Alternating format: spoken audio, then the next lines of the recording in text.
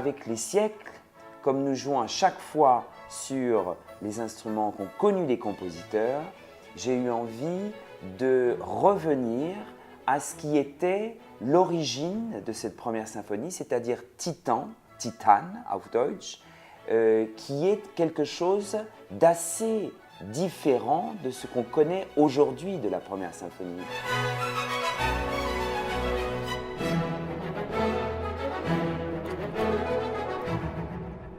Cette œuvre elle a été révisée jusqu'en 1903-1905. Dans les versions premières de cette œuvre, il y a un mouvement supplémentaire. Un mouvement Blumine avec une trompette principale qui joue une sorte de berceuse pour trompette principale et orchestre.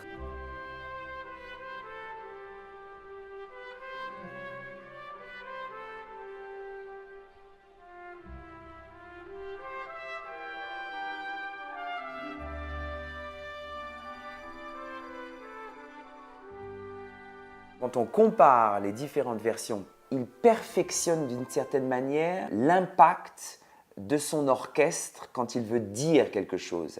Il y a par exemple des moments dans le dernier mouvement de l'œuvre Titan où dans les dernières versions, eh bien, Gustav Mahler va donner à entendre 4 timbales sur un accord, alors que dans les premières versions de Titan, il n'y a aucune timbale. Il me vient à l'esprit aussi une réponse de basson qui, dans les premières versions que vous entendrez sur ce disque Titan, joue une réponse dans le scherzo qui est doux, qui est piano, et dans la dernière version, Mahler va le transformer par un fortissimo des 2 bassons à l'unisson. Donc quelquefois, la musique change du tout au tout. C'est très intéressant pour nous, et j'espère pour l'auditeur, d'expérimenter cette première version qui est quelque chose qui est en chemin.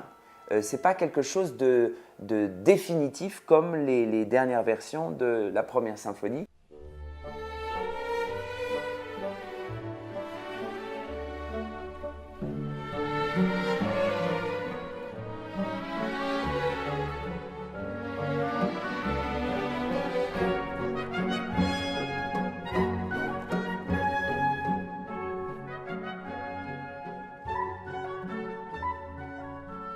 C'est aussi un des premiers vrais musiciens européens, parce que c'est un musicien qui a beaucoup plus voyagé peut-être que ses contemporains ou que d'autres compositeurs, et qui donc est au fait instrumental de toutes les nouveautés qui peuvent jaillir en Europe, toutes les différentes écoles de facture instrumentale.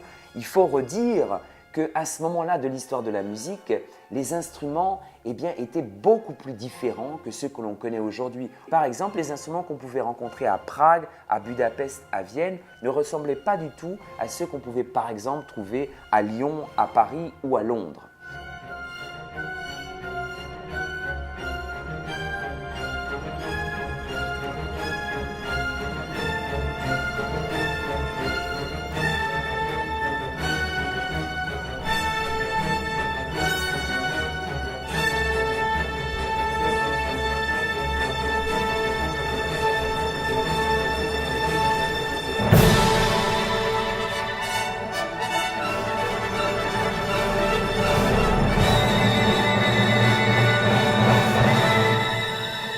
Cette œuvre a été créée à Budapest, mais Gustav Mahler était chef déjà à Vienne, très actif en Autriche à Vienne.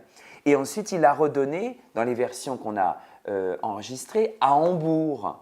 Donc, qu'est-ce qu'on devait choisir comme instrument pour rendre justice à cette œuvre? Avec les musiciens des siècles, eh bien, nous sommes arrivés à la conclusion que nous voulions à la fois rendre justice à l'orchestre que Gustav Mahler avait dans l'oreille, c'est-à-dire bien sûr principalement viennois, mais aussi des instruments allemands dont il était très féru à l'époque et qu'il avait commandé lui-même pour ses musiciens de l'orchestre de Vienne.